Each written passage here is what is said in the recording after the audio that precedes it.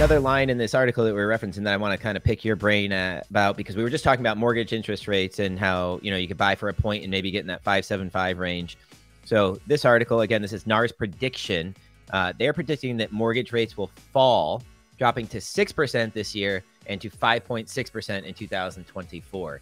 So back to that original, conversation we were having, it's like, yes, you pay the point now, you get down to 5.75. Maybe they get to 5.6 by the end of next year. But now you're talking the difference of, 0.15%, like not even really. Like, what would that look like on a let's say a median sale price house, state of Connecticut, $375,000 house?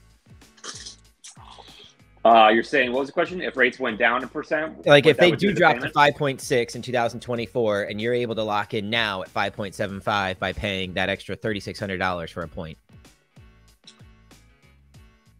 Well, I think there's a lot of unknown factors there. I mean, one of the things that I've learned from being in the mortgage business and for 18 years is not to put a lot of faith in predictions. Because I remember when rates were low rates were really low for 10 years.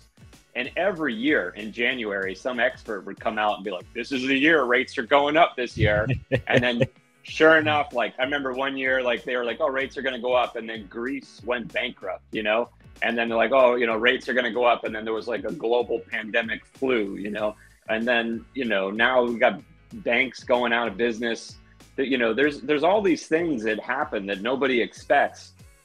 And, a couple months ago, rates did go up over 7, and we saw demand for houses drop a little bit when that happened.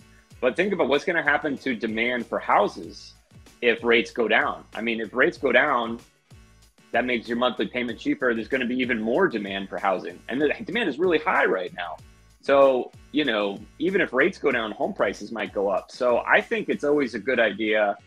If you're ready to buy a house right now, if you've got the down payment, you're ready to move, you need a new house for your family, just get the house. And then if rates go down, you refinance. But I really try not to predict it, because I know a lot of smart people in the news, they're wrong half the time, maybe more than that. I've already forgotten what the question was. What was the question? Rates. We're just trying to, have the conversation about, to your point, you're at 6.3 right now. You could essentially buy half a point off. The point down, basically, what he's asking. So he's expecting, from the article he read, rates to hit 5.6 by the end of 2024. He's saying, should you purchase the rate to 5.75 right now, or just hold off and wait? I hear you. From the sounds of it, what you're saying is you don't like the predictions, so you wouldn't shy anybody towards it. Right. Yeah. I mean, my philosophy, I'm kind of like a bird in the hand is better than 2 in the bush kind of guy. So, I would say the safe thing to do would be pay the points, take the lower rate, and you're good. Right. If rates stay the same, you made the right move. If rates go up, you made the right move. Even if rates go down a little bit, you still made the right move. Because if you locked in at 6.3 and rates went down to 5.7, you're probably not going to refinance that loan, because it costs thousands of dollars to refinance. So rates have to go down enough to make it worth paying thousands of dollars to refinance.